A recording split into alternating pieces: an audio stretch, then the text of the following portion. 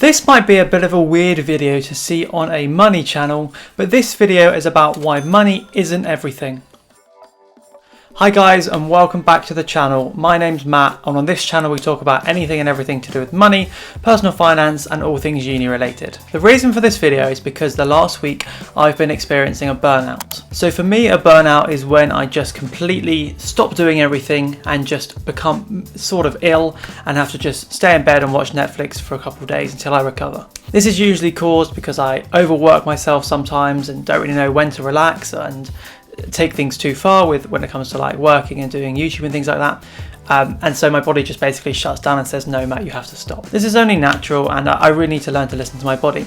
But during this last week, I've had time to think that doing all this stuff that I do, you know, the side hustling, all this YouTube, all this TikTok, it is great and, you know, making money on the side.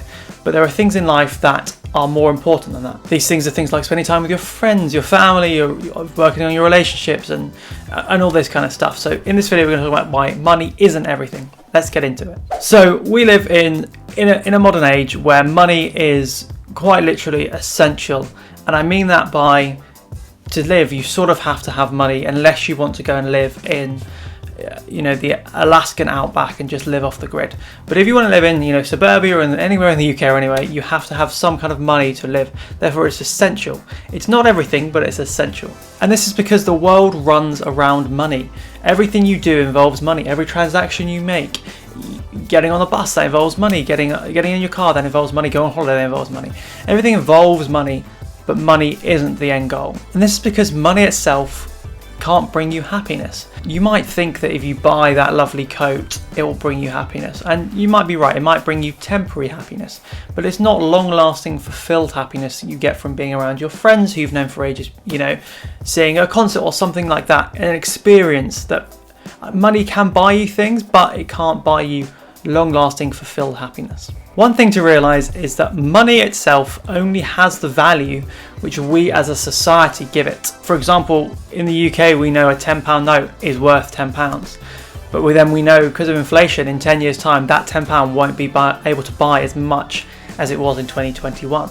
An example of this is a phenomenon called hyperinflation, which is when the currency rate inflates so high that the currency basically becomes meaningless. This happened in Zimbabwe when you would have to take a literal wheelbarrow of Zimbabwean dollars to the supermarket to get a loaf of bread. That's how much the currency had been inflated to the point it was basically worthless. Off the back of this could mean that any currency we currently use could one day be worthless.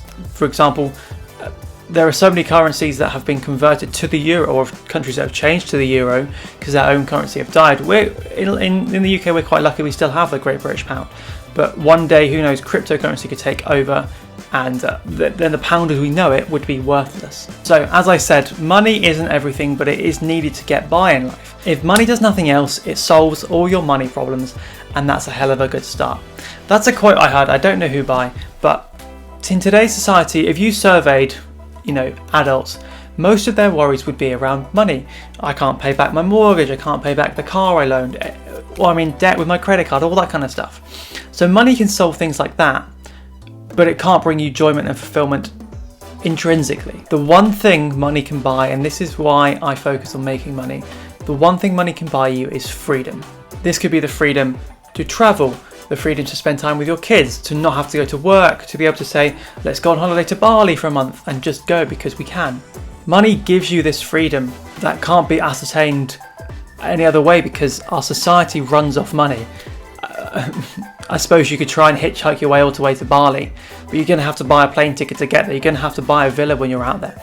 But if you have enough money to buy you the freedom to do that, then you can be happier because you don't have to worry about the money. I'm not sat here saying you have to have loads of money to be happy. I actually think there's a point where you have too much money, you find it harder to find the intrinsic value of happiness because you have so much money. But yeah, basically the whole point of this video was just to say that money isn't everything. Money for me is just a means to an end, which is the freedom. The freedom to be able to travel, spend more time with my family, my friends, and just to not have to work 9 to 5 in an office job. Money is a means to an end, but it is necessary in today's society, so I'm still going to focus on trying to make as much money as I can in the next few years. Hope you enjoyed this kind of sit down chat video rather than me telling you what ISAs to invest in. But yeah, that's why I think it's important to look past what money actually is and what it can bring you, and also to notice that sometimes it is okay to just sit down and watch Netflix so you don't get burnt out like I did last week. I hope you enjoyed the video and see you guys in the next video.